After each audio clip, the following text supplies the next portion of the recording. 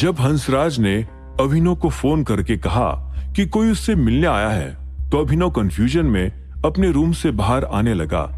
जब वो चलते हुए हॉल में पहुंचा तो अपने सामने का नजारा देखकर दंग रह गया। टाइगर! अभिनव को देखकर अकरम ने चहकते हुए कहा। उसके बगल में बैठा मोंटी भी अभिनव को देखकर मुस्कुराने लगा था। अभिनव उन दोनों को देखते हुए आगे आया और हैरानी भरे सुर में बोला, आप दोनों यहाँ? इतने में अभिनव के पीछे से दामोदर आया और उसके कंधे पर हाथ रखते हुए बोला, मैंने इन्हें यहाँ बुला लिया, सोचा एक बार तुम्हें अपने गुड़गांव के साथियों से मिल लेना चाहिए। दामोदर की बात सुनकर अभिनव उसे एक पल के लिए देखने लगा और फिर धीरे से मुस्कुराते हुए बोला, थैंक यू अंकल। दामोदर ने भी मुस्कुराते हुए हाँ में सिर हिलाया और फिर वो अभिनव को आगे लाकर अकरम और मोंटी के सामने रखे सोफे पर बैठ गया। अभिनव ने एक पल के लिए दामोदर को देखा और फिर अकरम को देखकर अपना गला साफ करते हुए कहा, अकरम, ये मेरे अंकल है। मैं इससे पहले कि अभिनव आगे बोल पाता, दामोदर उसकी बात बीच में काटते हुए बोला, मैं अकरम और मोंटी को अपना इंट्रोडक्शन पहले दे चुका हूं अभिनव। इनफैक्ट मैंने हमारी जो बात हुई थी वो भी समझा दी है। अब आप लोग आपस में बात कर सकते हो। दामोदर की बात सुनकर अभिनव ने हाँ में सिर हिलाया और फिर अकरम और मोंटी की तरफ देखकर कहा, आप लोगों को सब कुछ पता तो चल ही गया होगा। दिक्पाल को पकड़वाने और पापा को इंसाफ दिलवाने के लिए मैंने फिलहाल कनाडा में ही रुकने का डिसीजन लिया है। दिक्पाल पर अम्मा जी का हाथ है और इसीलिए मुझे पहले अम्मा जी की कमर तोड़नी होगी। अभिनव की बात सुनकर अकरम ने हाँ में सिर हिलाया और कहा, हम तुम्हारे फैसले के सपोर्ट में ही अभिनव, तुम चिंता मत करो। संजय मेरे बड़े भाई के समान था। मैं हर उस फैसले के साथ हूं जो उसे इंसाफ दिला सके और जिससे उसकी आत्मा को शांति मिले। इतने में मोंटी भी अकरम की बात में जोड़ते हुए बोला, हाँ, और तुम्हें सम्मा जी से निपटने के लिए क्या मदद चाहिए हमें बेझिझक बता दो। हम गुड़गांव पहुंचते ही तैयारी शुरू कर देंगे। मोंटी की बात पर दामोदर ने धीरे से ना में सिर हिलाया और कहा, मुझे नहीं लगता कि अभिनव को फिलहाल इस तरह की कोई मदद चाहिए जिसमें बल की जरूरत हो। ताकत की कमी तो यहाँ हमारे पास भी नहीं है, लेकिन जो खेल हम खेलने जा रहे हैं वो दिमाग से खेला जाएगा। अभिनव ने भी एक गहरी सांस लेकर दामोदर की बात पर अपना सिर हिलाया और फिर कहा, अंकल ठीक कह रहे हैं मोंटी, मुझे फिलहाल कोई मदद की जरूरत नहीं है। मैं बस ये चाहता हूं कि टाइगर ग्रुप की कमान कुछ वक्त के लिए तुम संभाल लो। मुझे नहीं लगता कि यहाँ के मसलों में उलझे रहने से मैं गुड़गांव पर ध्यान दे पाऊंगा। इसलिए अगर तुम मेरी कंपनीज और ऑपरेशंस को सुपरवाइज कर लोगे तो ये अपने आप में मेरे लिए बहुत बड़ी मदद साबित होगी। अभिनव की बात सुनकर मोंटी एक पल के लिए हिचकिचाया और बोला, मुझे कोई प्रॉब्लम नहीं है अभिनव, लेकिन आखिरी बार भी जब मैं टाइगर ग्रुप को संभाल रहा था तब तुम भी जानते हो कि सभी कंपनीज लॉस में चली गई थी। और फिर इससे पहले कि मोंटी आगे कुछ बोल पाता, अभिनव ने ना में अपना सिर हिलाकर उसकी बात काटते हुए कहा, तब सिचुएशन कुछ और थी और अब कुछ और है मोंटी। टाइगर ग्रुप की अब एक भी कंपनी लॉस में नहीं जाएगी। पूरी दुनिया को पता लग चुका है कि मैं जिंदा हूं, इसलिए हमारा कोई भी बिजनेस कभी भी बंद नहीं होगा। तुम्हें बस पूरे ग्रुप को सुपरवाइज करना है और जहां तुम्हें कोई हेल्प की जरूरत लगे तो तुम मुझे फोन तो कर ही सकते हो। अभिनव की बात सुनकर अकरम ने हाँ में सिर हिलाया और फिर मोंटी की तरफ गर्दन घुमाते हुए कहा, अभिनव ठीक कह रहा है। टाइगर ग्रुप को संभालना अब तुम्हारे लिए काफी आसान रहेगा और फिर तुमने इतने वक्त तक अभिनव के साथ रहकर काफी कुछ सीखा भी तो है। तुम खुद की काबिलियत पर ही शक क्यों कर रहे हो? अकरम की बात पर अभिनव भी जोड़ते हुए बोला, बिल्कुल। देखो मोंटी, मुझे तुम्हारे ऊपर पूरा भरोसा है। तुम गुड़गांव जाओ और कल से ही काम शुरू कर दो। फिलहाल मायरा को सुपरवाइज कर देना इमेजिंग सिक्योरिटीज को फिर से खड़ा करने में, और जिमी और महिपाल से भी कह देना कि अब से वो दोनों तुम्हारे असिस्टेंट्स हैं। अगर वो ऐसा करने से इनकार करे तो उनकी मुझसे बात करवाना, और सबसे जरूरी अमानत और अलायना दोनों का ख्याल रखना। अभिनव का ऑर्डर सुनकर मोंटी ने एक गहरी सांस ली और फिर आत्मविश्वास के साथ कहा, ठीक है, मैं अपना बेस्ट दूंगा। यह हुई ना बात, अभिनव ने कहा। मोंटी की हार सुनकर अकरम भी मुस्कुराने लगा था। इतने में अचानक दामोदर के मन में एक ख्याल आया और फिर उसने अकरम से कहा, अकरम, तुम्हारे अलावा संजय का एक और साथी था ना? उसका नाम शायद राणा था। दामोदर के सवाल पर अकरम और मोंटी दोनों के हाव भाव अचानक फीके पड़ गए।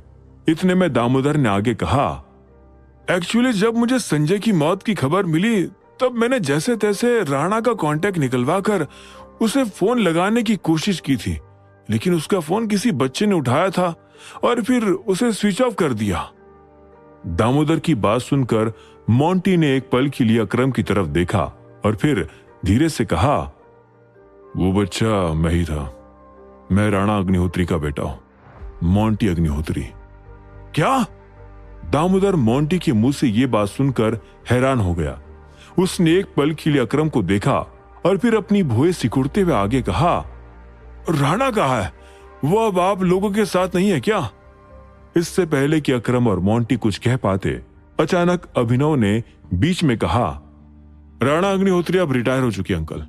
वो हमारे कांटेक्ट में तो है, लेकिन अब बिजनेस में इन्वॉल्व नहीं होते। और हाँ, इससे पहले कि ये बात आपको और कहीं से पता चले, मैं खुद ही बता देता हूं कि पापा की मौत के वक्त राणा ने ही मेरी जान बचाई थी।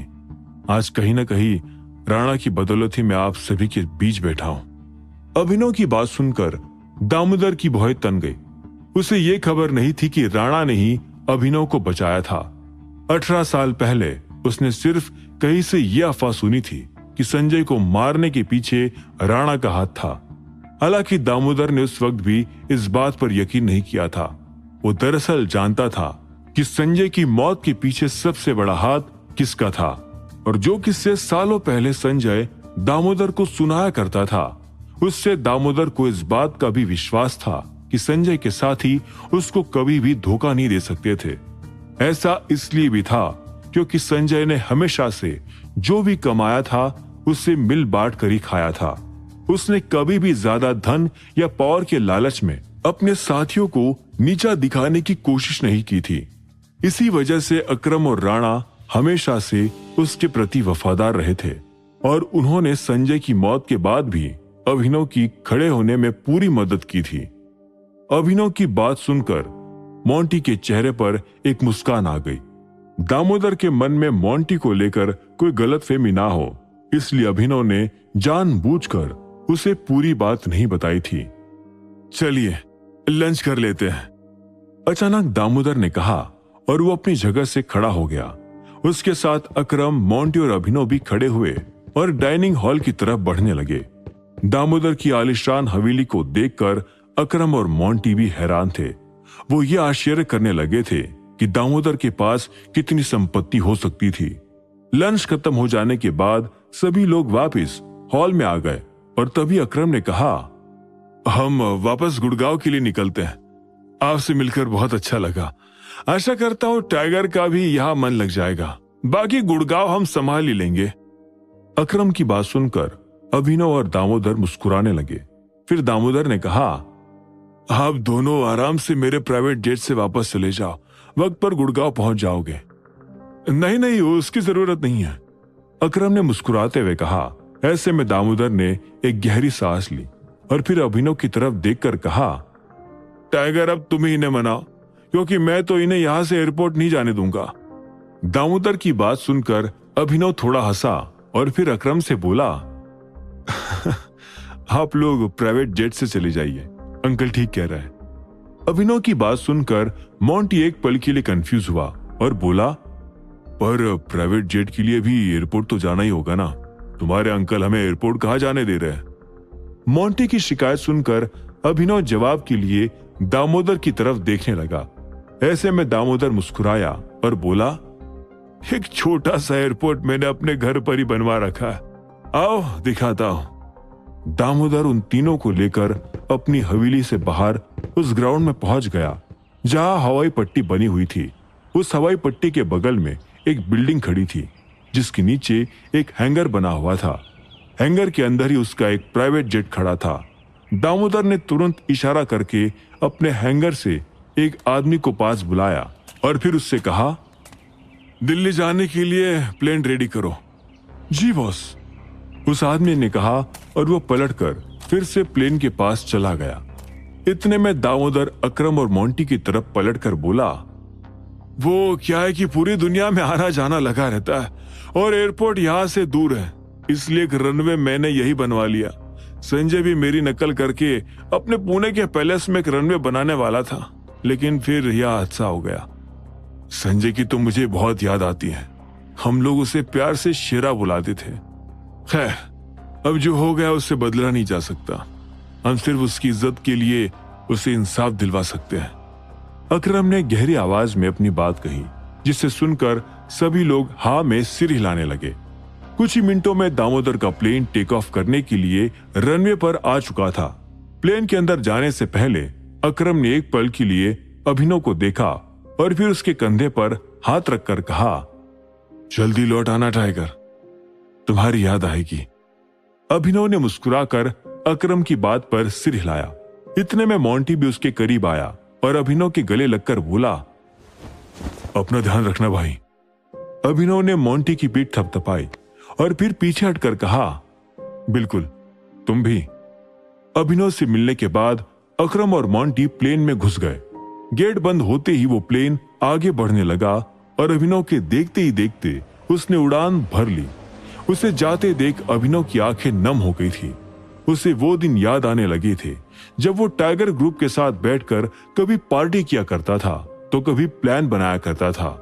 अभिनव जानता था कि अब उसके वो दिन बीत चुके थे और उसके सामने दिक्पाल से भी कई गुना ज्यादा बड़ा खतरा मंडरा रहा था। इतने में दामोदर अभिनव के कंधे पर हाथ रखते हुए बोला, चलो टाइगर, मुझे तुम्हें कुछ दिखाना है। अभिनव ने एक गहरी सांस लेकर हाँ में सिर हिलाया और वो दामोदर के पीछे पीछे आने लगा। दामोदर चलते चलते उसे अपनी हवेली के एक ऐसे कोने में ले आया जहां थोड़ा अंधेरा था।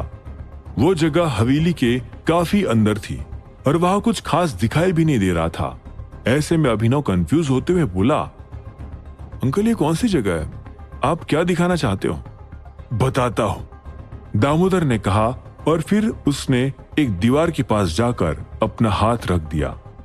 दामोदर के उस पर हाथ रखते ही उस दीवार में से अचानक एक आवाज आई और वो दाईं तरफ खिसकने लगी। ऐसे में अभिनव थोड़ा घबराकर एक कदम पीछे हुआ और फिर उसने देखा कि दीवार के सरक जाने से बाईं तरफ के एक लोहे का गेट दिखने लगा था। दामोदर उस गेट के पास गया और फिर उसमें लगे कैमरे को अपनी शक्ल दिखाने लगा। ऐसे में वो गेट तुरंत खुल गया। मेरे साथ आओ, हम बेसमेंट में जा रहे हैं। इतना कहकर दामोदर उस लोहे के गेट के अंदर चला गया। अभिनव भी कंफ्यूज होते हुए उसके पीछे पीछे आने लगा। कुछ सीढ़ियां नीचे उतरने के बाद वो एक बड़े से बेसमेंट में पहुंच गए जहां दामोदर के काफी सारे आदमी काम कर रहे थे। उन आदमियों के साथ हंसराज और कबीर भी एक बड़ी सी स्क्रीन के पास खड़े थे। जैसे उन्होंने दामोदर और अभिनव को बेसमेंट में आते देखा तो वो दोनों उसके पास चले गए। हेलो टाइगर, हंसराज ने कहा। फिर कबीर भी अभिनव से बोला, बॉस। अभिनव ने उन दोनों की सलामी पर हाँ में सिर हिलाया। फिर हंसराज कबीर की पीठ थपथपाते हुए बोला, ये कबीर है, इसने 8 साल यूएस आर्मी में सर्व किया है और इसके बाद से ये हमारे लिए काम कर रहा है। कबीर तुम्हारा पर्सनल बॉडीगार्ड है अभिनव। तुम अब जहां भी जाओगे इसके साथ ही जाओगे। अम्मा जी और उनके खतरनाक लोगों के सामने हमें कबीर जैसे बहादुर आदमियों की जरूरत है। इससे ऑलमोस्ट सभी तरह के हथियार और डिवाइसेस अच्छे से हैंडल करना आता है। साथ ही इसकी शारीरिक ताकत भी इतनी है कि अगर इसकी परछाई भी अम्मा जी पर पड़ जाए तो उन्हें लकवा मार जाएगा। खैर, ना तो अम्मा जी को हमें लकवा मरवाना है और ना ही कबीर को उनसे निपटना है। अम्मा जी से सिर्फ तुम निपटोगे अभिनव। हम सभी तुम्हारी मदद के लिए खड़े रहेंगे। अभिनव ने तुरंत हंसराज की बात पर हाँ में सिर हिला दिया। इतने में दामोदर ने कहा, हंसराज और कबीर तुम्हें समझा देंगे कि हमें आगे क्या करना है टाइगर। तुम अपना वक्त लेकर आराम से सब कुछ समझ लो। हम फिर मिलते हैं। अपनी बात खत्म कर दामोदर पलटा और बेसमेंट से निकलकर ऊपर जाने लगा। उसे जाते देख हंसराज ने गहरी सांस ली और अभिनव से कहा, मैं दामोदर सर को पिछले 30 सालों से जानता हूं। वो तुम्हें देखकर थोड़े भावुक हो जाते टाइगर, लेकिन हम भावुक होकर आगे नहीं बढ़ सकते हैं। माफिया की दुनिया में सबसे बड़ा नाम अम्मा जी का है, और वो बड़ा इसलिए है क्योंकि अम्मा जी को अपने दुश्मनों से निपटना आता है, बल से भी और अकल से भी। इसलिए ये बात तो गांठ बांध लो कि अम्मा जी से निपटना बिल्कुल भी आसान नहीं होने वाला है।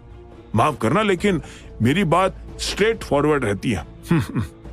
हंसराज की बात सुनकर अभिनव ने एक गहरी सांस ली और फिर एक मुस्कान के साथ कहा, मुझे भी स्ट्रेट फॉरवर्ड लोग ही पसंद है हंसराज, हमारी जोड़ी अच्छी जमेगी। अभिनव की बात सुनकर हंसराज और कबीर भी मुस्कुराने लगे। उन्हें इतना तो एहसास हो गया कि अभिनव इस लड़ाई को लड़ने के लिए मेंटली प्रिपेयर था। अब आगे क्या होगा?